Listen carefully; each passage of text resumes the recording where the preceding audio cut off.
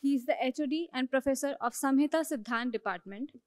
Sir is the Managing Director of Amrit Kalpa Ayurved Pratishthan and Vice President of Chaudhry Harchand Singh Atmaram Education Trust. He is on the panel of National Institute of Hydrology. Dr. Rishabh Jain is the fourth generation Ayurveda specialist and practitioner in his family from northern part of India, mainly Roorkee. He attains to a diverse spectrum of patients, including celebrity around Delhi NCR. His approach to treatment is based on accuracy with at least 80% effectiveness. This level of effectiveness is achieved by unique range of 100% pure herbal and medicines formulated by Dr. Jain. His previous generations along with extraordinary care provided to the patients. I would like to call Sir to begin with his session. Yeah, good afternoon to everyone.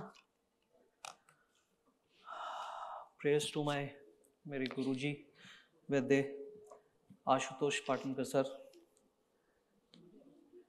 को मेरा दंडवत सादर चरण स्पर्श। आज शायद उनके साथ कभी काम नहीं किया होता तो आयुर्वेद का शायद ए भी नहीं समझ पाते। मेरे गुरु समान एक आदर्श श्री वैद्य विलास नानल सर जी, उनकी पुण्यतिथि पर मेरा नतमस्तक नमन। और नानल family, a legacy, a dynasty, always eager to impart, enhance, enrich, educate the science of life, Ayurveda. I'm happy of being associated with the Nanal family for almost now 2 decades. And hats off to them for constantly putting their life and efforts and in every way for the upliftment of Ayurveda. A big round of applause for the Nanal family. इस बार last time in I think August कौन 2000 जो last हुआ था 19 में शायद, तो I was part of that and I was surprised कि वैद्य आशुतोष नानल सर ने जो टॉपिक मुझे दिया, I was surprised to see कि how did he come to know that I usually practice this clinically a lot. My topic for today, concept of musculoskeletal disorders with reference to Jwara Samprapti. What is the point of this concept? Musculoskeletal disorders with reference to the Jwara Samprapti. One thing is that being most common for which a recurrent or non-responsive patient looks for alternate treatment modalities. Though we, all of us, we have in-depth knowledge of Vatvyadis along with numerous formulations and Panchkarma therapies, we are unable to provide a complete cure or a permanent relief to the patient. Just kindly raise your hands, how many of you are practicing at the moment? Oh, that's wonderful. I think that's almost 20-25% of the crowd, and rest all of you are students at the moment. Wonderful. तो आप लोगों ने एक चीज़ notice करी होगी practice में कि patients आपके पास आते हैं, one of a very very common complain of Manya स्तंभ और या सर्वाइकल स्पॉन्डिलोसिस, स्पॉन्डिलाइटिस। आप ट्रीटमेंट देते हो, पेशेंट बेटर होता है, use Snehan also, Swedan also, internal medication also. And still, have you observed that you're not able to give complete relief to the patient despite of putting in a lot of efforts? Have you observed this sometimes? So, and ये patients Ayurveda की तरफ definitely आते हैं after trying modern medication of physiotherapy and all the painkillers and gabapins and multivitamins and neurobions. जब उनको relief नहीं आता है, there is a constant reoccurrence. So they come to Ayurveda. So the kind of cases I receive personally in my clinic, the number is increasing every year, and especially after COVID, it has multiplied, not addition, it has multiplied. So another thing is clinical approach towards treating these disorders, ailments and diseases. Therapeutics में whether to use formulations including pain management of modern medicine and NSAIDs or similar kind of medicines, using formulations like Vat Vidvans, Shulgaj, Kesari Ras, Vishtendukvati और Googles like Yogaraj, Rasnadi, Trayodashang, ये सब जो हम लोग वात व्याधि में use करते हैं. And I am pretty sure, because I have personally experienced this in my clinic, I am pretty sure कि despite of giving all this treatment, patient better तो फील करता है, but may be after a month और 2 months वो वापस हमारे पास same complain लेके आता है या फिर हमारा ट्रीटमेंट डिसकंटिन्यू करके किसी और के पास जाता है. An approach of Panchakarma therapies in such cases, and ultimately what is the point of this concept is ultimately to achieve maximum success rate in treating such cases by keenly assessing the lakshanas and understanding the basic difference between Vat Vyadhi and Jwara related musculoskeletal disorders. So, okay, this goes like this. So what are the most common areas affected by the musculoskeletal disorders are nerves, muscles, tendons, ligaments, joints, cartilage, spinal discs. And most common of these, जो maximum patients we receive in our OPD, cervical and lumbar spondylosis or spondylitis, intervertebral disc prolapse cases, ligaments tear, tendons tear, osteoarthritis of related joints, maybe knee joint, osteoarthritis of the shoulder joints, maybe the metatarsals and carpal bones, or in a lot of common cases of calcaneal spur. So these are very, very, common cases. See, my idea here is to simplify, very simply, बहुत ज़्यादा simplify करके मैं आप लोगों को एक concept देना चाहता हूँ, which is absolutely clinically applicable for a much faster improvement in your patients. And how to, can this shlok be? Okay. All right. What is the Ayurveda purview if we go into the musculoskeletal disorders? What is the Ayurveda purview for that? जब हम स्थान संश्रय के हिसाब से बात करते हैं तो हमें वहाँ क्या देखने को मिलता है कि स्थान संश्रय के हिसाब से जो डिसऑर्डर्स हैं वो वात व्याधि में जाते हैं, right? It's very important to mention here that out of all these disorders, significant number of disorders of musculoskeletal disorder, they go into Vata Rakta also. So while treating the patients, we have to keep the, samprapti of Vata Rakta and lakshanas related to Vata Rakta also in mind, when we are assessing a patient. So whether the patient is landing into Vat Vyadhi, patient is landing into, he has come to us with a Jwara Samprapti, or the patient is actually having a pure musculoskeletal disorder, or maybe, a simple plain Vat Vyadhi or Vata Rakta.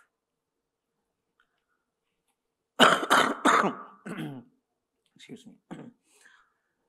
यहाँ पर मैं ज्वर के बारे में एक चीज़ बताना चाहूँगा, क्योंकि यहाँ पर ज्वर से हम इसको रेफर कर रहे हैं, and we are trying to treat these cases by implementing the ज्वर चिकित्सा, द लक्षणास एंड द ज्वर संप्राप्ति. तो एक प्रत्यात्म लक्षण जो ज्वर का बताया है, देह इंद्रिय मन संतापो. देह इंद्रिय मन संतापो, ये जो लक्षण ज्वर का बताया है, इसके अंदर संताप जो ये लक्षण है, I think we have read this, learned this, that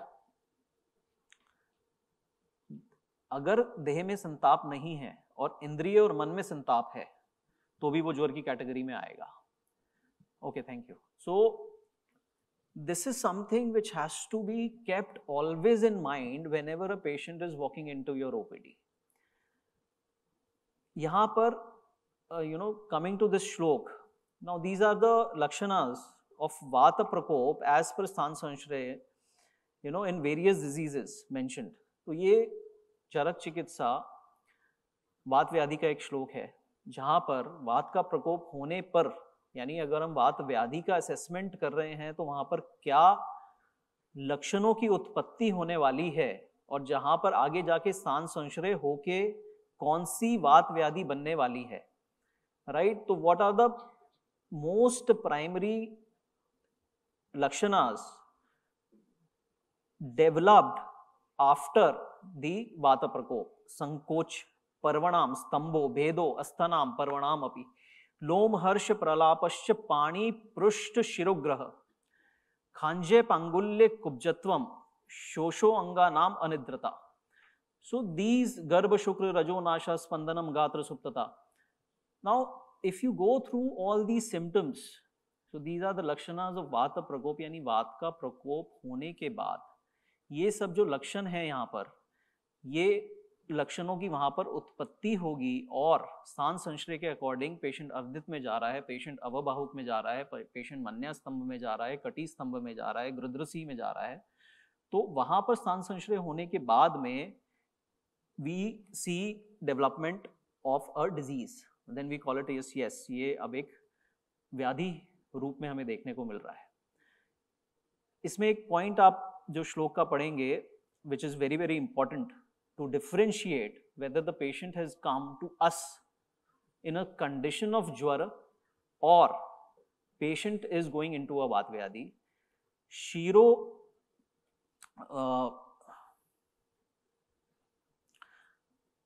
shero नासा अक्षी जत्रु ग्रीवा च अपि हुंडनम. तो यहाँ पे जो वर्ड है हुंडनम, अगर इसका आप मतलब देखेंगे तो it is, you know, this explains so many things. It is a collapse और वहां पर शेप खराब होना. तो basically अगर जाएं तो it is related to spine disorders, जहां पर हमें whether it is a collapse या तो वहां पर जैसे हम लोग कहते हैं there is a reduction of intervertebral, you know, spaces, that is hundanam, जहां पर हमें सर्वाइकल के अंदर देखने को मिलता है, लंबर या thoracic spine में देखने को मिलता है. There is a space reduction also in the hip joint, where is the head of the femur and the, you know, pelvic area, वहाँ पर जो space reduction देखने को मिलता है, like in the cases of avascular necrosis. So ये जब आप देखते हैं तो yes, एक हुंडनम लक्षण ये हमें देखने के बाद ये पता चलता है कि yes, patient is actually into वात व्याधि. So these are the points which are to be kept in mind for the differentiation whether the patient is coming to you in jwara or the patient is coming to you with a vat vyadhi.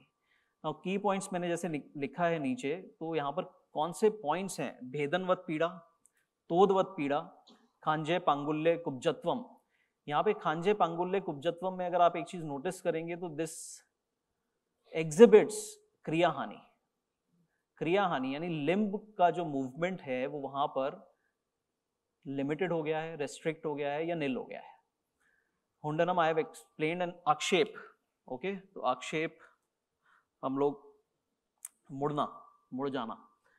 So these are the points. और Ayurveda purview अगर हम देते हैं muscular skeletal disorders का, तो वो आता वात व्याधि में ही है maximum. Now coming to the next point of ज्वर संप्राप्ति. ज्वर की संप्राप्ति आई थिंक मुझे यहाँ पे एक्सप्लेन करने की जरूरत नहीं है, though I have mentioned the shlok, but I think everyone is aware about the ज्वर संप्राप्ति. तो मेजर चारक ने जो क्लासिफिकेशन किया है मेजरली ज्वर का, जो हम क्लिनिकल बेसिस पे जब हम ट्रीटमेंट करते हैं तो वहां पर हमें ज्वर की संप्राप्ति में मेजर क्लासिफिकेशंस देखने को मिलते हैं, विच इज एक दोषज, द्विदोषज, सान्निपातिक एंड आगंतुज. These are the major classifications which are implemented, और यू कैन से कि ये नवीन ज्वर हो, जीर्ण ज्वर हो, धातुगत ज्वर हो, विषम ज्वर हो, सबकी अवस्था में दोषों की इन अवस्थाओं को अंडरस्टैंड करके चिकित्सा करना is extremely important. Despite whether even if it is a विषम ज्वर, even if it is a धातुगत ज्वर, इवन इट इज अ जीर्ण ज्वर और नवीन ज्वर, सब में हमें दोषों का क्लासिफिकेशन तो अंडरस्टैंड करके इम्प्लीमेंट करना ही पड़ेगा, चाहे वो रसक संतत हो, सतत हो, वहां पर भी दोषों की प्रोमिनेंस हमें देखनी पड़ती है व्हेन वी ट्रीट ज्वर. नाउ मैं आपके साथ, before I go further and explain you this concept, I would like to share an experience of a 7-year-old boy who came to my OPD in 2011.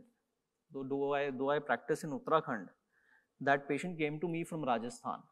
अब वो 7 साल का बच्चा था और complain, and he was being treated by one of the most famous orthopedician of our area, मतलब most famous north India में doctor हैं. ऑब्वियसली मतलब you can't match his experience and the technology which he is using. तो complaint was क्या थी, दोनों घुटनों पे क्रोशरुक शीर्ष, there was lot of fluid in both the knees, there was a lot of cartilage damage in both the knees, and he was having a constant fever every month. जब वो मेरे पास आया, he was being treated for tuberculosis, though none of his report showed any relevance to the patient being COX positive. Now, and he was under the treatment for almost a year, so he has lost weight and his fever was still not going. Even after the AKT, the fever was not going. तो जब वो patient मेरे पास आया, तो I have this tendency of getting serum iron levels checked whenever a patient of younger age come to me. So I got the serum iron levels checked and the serum iron levels were very, very low. सो इसको check करने का मेरा एक अपना concept है कि मैं serum iron इसलिए चेक कराता हूँ to see the status of the रसधातु, कि रसधातु अग्नि का कार्य वहाँ पर है या नहीं है. और पेशेंट की नाड़ी बिल्कुल प्रॉपरली ज्वर में थी. अब प्रॉब्लम क्या होती है कि जब पेशेंट ज्वर में होता है तो आगे का जो पूरी धातु पोषण प्रक्रिया है पूरी डिस्टर्ब होती है, और जितना जीर्ण होता है उतने उत्तर धातु तक वो धातु पोषण प्रक्रिया डिस्टर्ब होती चली जाती है, and there is a very very poor absorption of nutrition. And already patient being into ज्वर for so many months, the metabolic rate was very high, so he was losing, मतलब he was completely going into अपतर्पण. वो अपतर्पण किस level का कि वो अस्थि धातु तक पहुंच गया, संधि अस्थि तक. नाउ फॉर दिस पेशेंट हमने इसको जीर्ण ज्वर की चिकित्सा चालू करी, सिर्फ और सिर्फ जीर्ण ज्वर की चिकित्सा चालू करी. जीर्ण ज्वर की चिकित्सा के दौरान it took me almost around 40 to 60 days, यानी 6 to 8 weeks, which I usually recommend to the patient. जब मुझे दिखाई दे जाता है कि पेशेंट जीर्ण ज्वर में है, तो मैं सबसे पहले कहता हूँ 6 to 8 weeks जो मैं पथ्य पालन बताऊंगा वो फॉलो करना है. And after that with in I think after the 6 week got over, his fever subsided, fever आना उसको बंद हो गया, his body started gaining nutrition. So जब हमने उसकी ज्वर की चिकित्सा खत्म करी और जब शरीर में से ज्वर मुक्ति के लक्षण हमें दिखने लगे, उसके बाद जब हमने अग्नि का स्थापन करके और फिर संतर्पण चालू किया, his knee started getting repaired and within 3 months he was able to walk. and I think मेरे ख्याल से मैंने उसका 1.5 साल मेरे अंडर में चिकित्सा चली है. His growth was normal, वो आज तक बंदा नॉर्मल है. उसके पेरेंट्स, कभी उसको जुकाम भी होता है तो वो मेरे पास ही आते हैं. And I think now he is almost this is 2022, he is almost 16-17 years, very tall boy. So वहाँ पर चिकित्सा किसकी करी हमने? ज्वर की. Musculoskeletal disorder के जो symptoms थे, they came, but they came second. But primarily what happens is, even when I talk to my students and even when I see Vaidyas practicing in my region, तो मेरे को देखने को सबसे पहले क्या मिलता है? The moment we see कोष्ठक शीर्ष, the moment we see that there is lot of cartilage damage, there is lot of meniscus damage, there is lot of tear, we directly jump onto the kalpas which are going to do the healing. हम वहाँ पर चिकित्सा में रोपण कराने की कोशिश करते हैं, वहाँ पर लाक्षा का प्रयोग बढ़ाने की कोशिश करते हैं, या फिर हम वहाँ पर अस्थि धातु के ऊपर फोकस करते हैं, इंक्लूडिंग की अस्थि धातु अग्नि के ऊपर कार्य करके वहाँ पर हम संधि और अस्थि या मेद, क्योंकि मेद का मूल स्थान बताया है, संधि तो, लेकिन ये कई बार मिस हो जाता है कि चिकित्सा वहाँ पे मेद की चाहिए अगर हमें संधि को रिपेयर करना है. So this is, I just wanted to share this to get you into the understanding ki how important it is to primarily assess the patient of musculoskeletal disorder कि patient हमारे पास ज्वर में तो नहीं आया है. So coming to the next, now these are the वातज ज्वर लक्षणास. ये मैंने specifically वातज ज्वर के लिए हैं.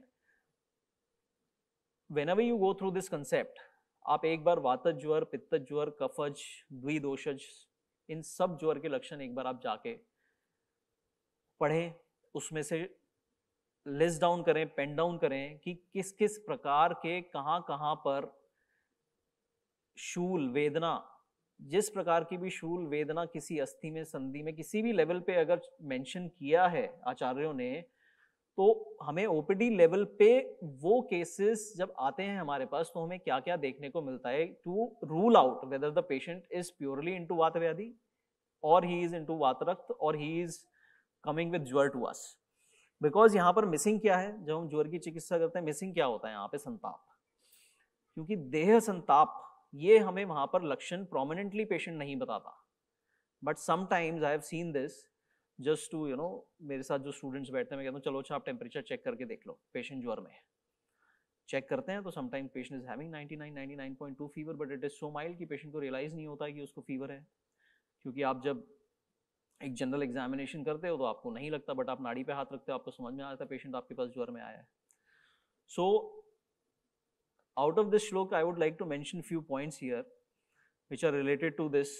पादयोः सुप्तताः, पीडकयोः उद्वेष्टन, जानुनो केवला नाम च संधि नाम विश्लेषणम, यानी संधियों का ढीला पड़ जाना। उर्वो साधा, कटी पार्श्व पृष्ठ स्कंध, बाहु उरह च अंडरस्टैंड, भग्न, रुग्ण, मृदित, मथित, चटित, आवपाटित, ये जितने लक्षण, हनुच प्रसिद्धि यानी दोनों हनु का कार्य नहीं करना।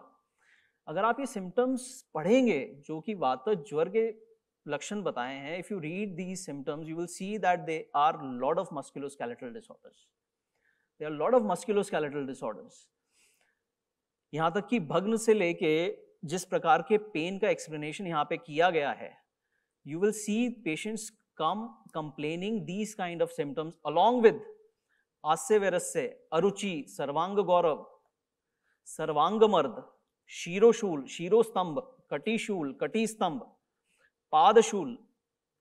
रात को पेशेंट आपको एक बड़ी कॉमन कंप्लेन करेगा कि रात को मैं लेटता हूं तो मेरे पैरों में बेचैनी होती है, right? And I have seen Vaidyas giving Yogaraj Ugul, Vaidyas giving Mahavat Vidvans, Vaut Vidvans Ras, Mahayogaraj Ugul, Yogaraj Ugul, Panchamrat Log Uglu, Triyodashang Uglu, in such concept, in you know such kind of complaints. Whereas the treatment required here with all these symptoms is primarily Jwara Chikitsa.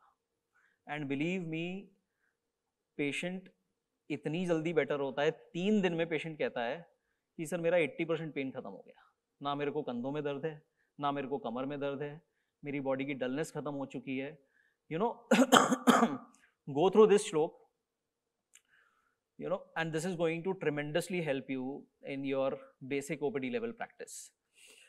So you know, शुष्क कास, शुष्क छर्दी, हृदय ग्रह, तृष्णाधिक्य, शवतु उद्गार विनिग्रह, अन्न रस खेद। Now these are general symptoms of you know ज्वर। This I have already mentioned. इसको ये you know all these shloks which I have mentioned here, they will help you in differentiating the you know वात व्याधि and ज्वर। तो प्रज्ञा बल वर्ण हर्ष उत्साह रास कराहा, देहम इंद्रिय मनस संताप करा, श्रम क्लम मोह आहार उपरोध संजनना। So another shlok which I which you know brought my attention first was this, the चरक चिकित्सा जो ज्वर चिकित्सा अध्याय है, उसमें कफ पित्त त्रिक ग्राही पृष्ठात वात कफात्मकः, वात पित्तच शिरोग्राही त्रिविध स्याद तृतीयका। तृतीयक ज्वर के जो ये सिम्टम चरक ने बताए हैं, त्रिकग्राही, पृष्ठग्राही and शिरोग्राही। lot of patients will come to you with the complaint of lower back pain, upper back pain and शिरोग्रह, सिर में भारीपन और सिर में दर्द रहता है। और आप जब उसको सिंपल शिरोशूल की चिकित्सा चालू करते हैं, पेशेंट बेटर नहीं होता, रिलीफ मिलता है उसको, क्योंकि वहां कहीं ना कहीं पाचन तो आप शुरू करते ही हो, but not targeted towards the पाचन ऑफ ज्वर। It is very important to understand that in ज्वर, I have already explained you this, that the symptom. So if patient is not complaining, TAP as a symptom does not rule out the possibility of Jwara. All these are taken as examples. A detailed study of Jwara Nidan and Chikitsa provides a deep insight about various MSD related disorders where we tend to provide pain management. जहां पर कि हम फिर pain management की तरफ देखने लगते हैं कि अच्छा पेशेंट का पेन कैसे कम करें, रादर देन फोकसिंग कि अगर हमने उसको हफ्ता भर भी ज्वर के हिसाब से पाचन करा दिया तो 80% of his pain is going to go away. So this is something which we really need to focus and improve our clinical approach while treating musculoskeletal disorders. Now, what is the clinical approach for the treatment? Nidan Parivarjan and Ahar and Vihar with Patthya Palan. So यहाँ पर I think everybody is well versed with ज्वर and उन्हें पता है कि patient का वहाँ पर निदान परिवर्जन क्या करना है ज्वर के हिसाब से, क्या उसको आहार विहार एडवाइस करना है, क्या पथ्य पालन कराना है, यूष का सेवन है, सिद्ध जल का स्नेह सेवन है.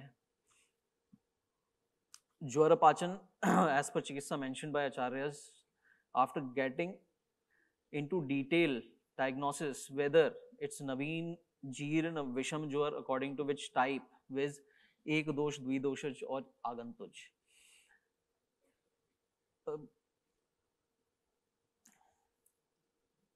I think this is pretty clear to everyone that हमें primarily ये assessment करना है. Supposedly a patient is coming to you. मैं यहाँ पे एक example और quote करना चाहूँगा. There was this female patient of almost around 32-33 years of age and she has this pelvic tilt. उसको एक pelvic tilt था and there was severe cutty-stool.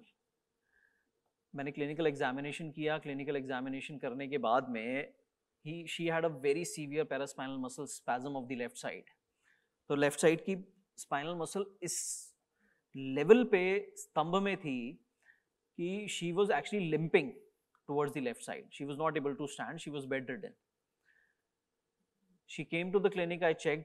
There was a severe, extremely severe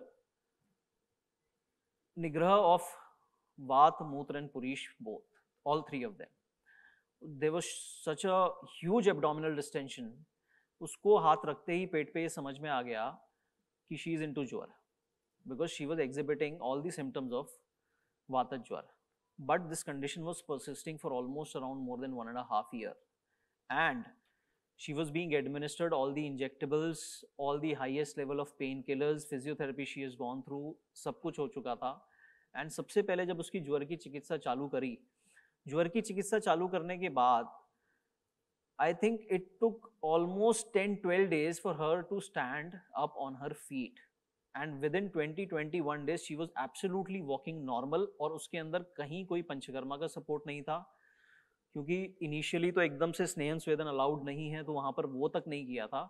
but उसका spasm release हो गया. There was no abdominal distension. सारा का सारा वहां पर स्टार्टिंग से ही मृदु विरेचन करके ज्वर की चिकित्सा प्लान करी. Initially complete bed rest was given and I think I still remember and that female was so happy, her family was so happy and the implementation was only and only of ज्वर. उसके अंदर उनको not even, I think मुझे ऐसा लगता है कि शायद मैं अपने रीजन में एक अकेला वैद्य होऊंगा जो शायद योगराज, महायोगराज और चंद्रप्रभा शायद इनका यूज नहीं करता है मोस्टली. So this was, तो यहाँ पर वो जीर्ण ज्वर की चिकित्सा उनकी चालू करी थी और जीर्ण ज्वर की चिकित्सा करने के बाद में फिर भी देन वी केम, क्योंकि ऑब्वियसली स्थान संश्रय लिया है किसी चीज ने तो वहाँ पे ख वैगुण्य क्रिएट होना, तो देयर इज 100% ख वैगुण्य इज देयर. तो ये तो chances are very very high of reoccurrence unless we strengthen that particular area जहाँ पे स्थान संश्रय हुआ है. उस सिस्टम को, उस एरिया को जब तक स्ट्रेंथन नहीं करेंगे तो रिकरेंस तो होगा. तो बाद में तो प्रोटोकॉल सारी की सारी वही फॉलो करनी है ट्रीटमेंट में. एक बार ज्वर की चिकित्सा से निकलने के बाद अग्नि का स्थापन, विच आई फॉलो, पथ्य पालन करते हुए अग्नि का स्थापन, पुनः स्थापन करना, हर लेवल पे ये जाके देखना कि कहाँ पर किस धातु में जाकर अभी भी हमें धात्वग्नि का कार्य या जठराग्नि का कार्य हमें क्लियर नहीं मिल रहा है, वहां तक पेशेंट को पथ्य करा के वो निकाल के लेना और उसके बाद में संतर्पण चालू करना. संतर्पण में बाह्य भी आभ्यंतर भी तब रोल आता है स्नेहन का, स्वेदन का and complementary panchakarma therapies if required. तो एक यहाँ पर you can see there is a shloka mentioned जो चरक ने निदान में दिया है, जीर्ण ज्वरेषु तु सर्वेश्व सर्पिशः पानम प्रशस्यते यथा औषधि सिद्धस्य, यानी औषधि सिद्ध घृत का पान ये जीर्ण ज्वर के पेशेंट के लिए चरक ने मस्ट बताया है। तो द मोमेंट आपको दिखाई देता है कि ज्वर मुक्ति के लक्षण आने, यहाँ तक कि जीर्ण ज्वर के अंदर तो डे 1 से स्नेहपान कराया जा सकता है, but provided clinically I have scene कि पेशेंट की अग्नि आप उस लेवल पे इनिशियली 1 वीक में ले आए कि वो किसी भी लेवल पे स्नेहपान 10 ml 5 ml to start with, and कैसे कैसे आप उत्तर उत्तर अपनी चिकित्सा में उसकी मात्रा को बढ़ा सकते हैं अप टू 40 ml 60 ml और 70 ml। पेशेंट कितना कंफर्टेबल है उसको लेने में, because in today's time there is lot of resistance we see in the because of the palatability of the स्नेहपान। You know most of the patients they fall out कि हम लोग घी नहीं पिएंगे। सो वहाँ पर फिर देन यू नो यू आपको कहीं ना कहीं उसकी स्नेह की प्रविचारणाओं का विचार करके पेशेंट को गाइड करना पड़ता है। अलॉन्ग विथ संतर्पण, जब आपकी संतर्पण की स्टेज आ जाती है, that is the time when you have to put patient on लघु व्यायाम, बिकॉज इस लेवल तक स्तंभ रहा है, वहां पर आपने पेन निकाल दिया, आपने एक यू नो इसको मैं कहता हूँ कि आपने एक सुपरफिशियल लेवल पे पेशेंट को रिलीफ ले आया, लेकिन डीप टिश्यू का इन्वॉल्वमेंट बहुत ज़्यादा होता है। डीप टिश्यू का जो स्तंभ है, जो अकड़ाहट रहती है, वो निकलने में समय लगता है। दैट इज द टाइम जब पेशेंट को ज्वर मुक्ति के लक्षण आ चुके हैं, पेशेंट का pain is almost 80 to 90% cover. अब वो सिर्फ आपको एक ही कंप्लेन करेगा कि सर जब मैं बैठता हूँ, उठता हूँ, चलता हूँ तो मेरे को पेन फील होता है, but when I am at a comfortable position अब मुझे कोई पेन नहीं होता। That is the time when you need बाह्य अभ्यंतर संतर्पण विद लघु व्यायाम। आप लघु व्यायाम दें specific to the yogic exercises, asanas specific to the affected area, be it मन्या स्तंभ, बीट कटी स्तंभ, be it you know any carpal tarsal bones और मे बी गृध्रसी का केस है। तो you start with that and gradually you try to build the stamina and the endurance and try to relax the muscles as much as possible। वहाँ पर ये role आता है जो हम डे 1 से करने की कोशिश करते हैं इन सच डिसऑर्डर्स। तो this is something which protocols which I follow specifically when I am treating musculoskeletal disorders। I will just share another example। This was a patient 40-year-old, she is still under treatment, again being treated by the same orthopedician, and she was RA factor positive, she was having a severe cartilage tear and in her left knee along with a Baker cyst and signs of severe OA in that knee। She came with an MRI, repeated twice in a span of 3 months। तो जब वो ये reports लेके आई, she was not able to walk, उनके husband उनको पकड़ के लेके आए थे। तो प्राइमरी एग्जामिनेशन करने के बाद जब सारे लक्षण देखे तो क्लियरली पेशेंट जीर्ण ज्वर के अंदर था। RA factor was positive, so that was also giving you a dilemma whether patient is into वातरक्त somewhat or not। But हमने सिंपल अपनी प्रोटोकॉल्स फॉलो करी, जीर्ण ज्वर की चिकित्सा पेशेंट की चालू करी। जीर्ण ज्वर की चिकित्सा के साथ में यहाँ पे सिर्फ मैंने एक डिफरेंट प्रोटोकॉल यूज किया था कि एक लोकल पाचन का एक लेप लगाने के लिए नी पे दिया था, सो दैट कि वहां पर अगर आम संशय है तो उसका भी पाचन होना शुरू हो जाए। अभी से 1 महीने वो लेप दिया था। She started walking in 1.5 months, the whole swelling was gone, and fortunately when she visited me 3 days back in my OPD, her RA factor is also negative and we have not given her any treatment related to वातरक्त till now। Same protocols which I have told। जीर्ण ज्वर की चिकित्सा पथ्य पालन, she did it very nicely। पथ्य पालन कराने के बाद में संतर्पण, अग्नि स्थापन करने के बाद संतर्पण चालू किया। she is on a औषधि सिद्ध घृत।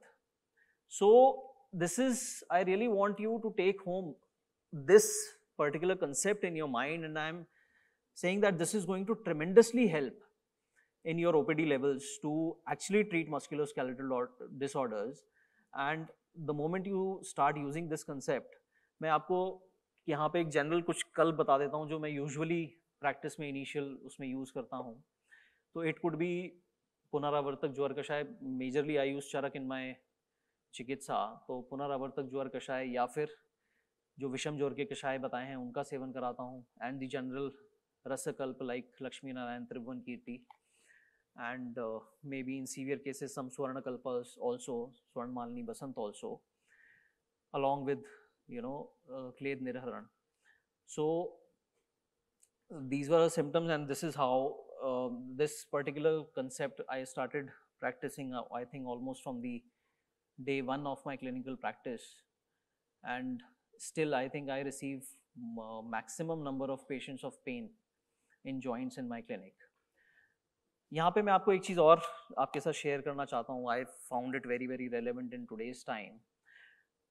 जब से कोविड आया है, कैन यू एनीवन जो प्रैक्टिस कर रहे हैं उसमें से कोई मेरे साथ शेयर करना चाहेगा कि पोस्ट कोविड आपके पास पेशेंट्स क्या क्या कंप्लेन लेके आ रहे हैं आजकल? Can anybody hand over a mic to them?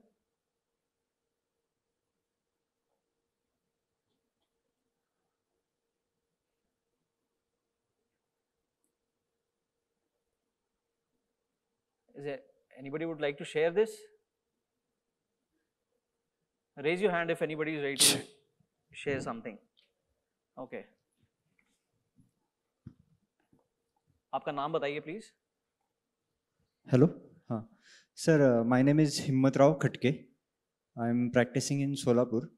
Sir post COVID sir, अभी जो मेरे पास पेशेंट आए थे तो फिर वो कंपवात के थे सर.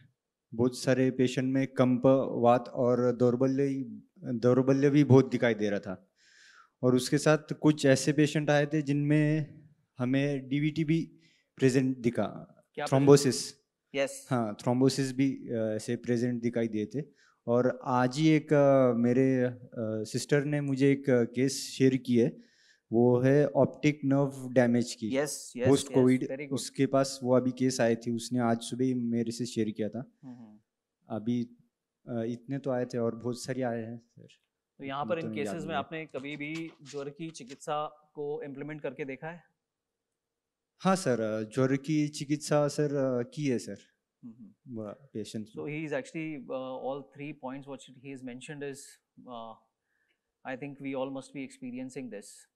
In fact, जो retinal detachment या retinopathy के cases बढ़े हैं अभी post COVID, and it is very difficult to understand whether it is a steroidal side effect administered during the COVID treatment or the side effects of vaccination. Thank you. Thank you, sir.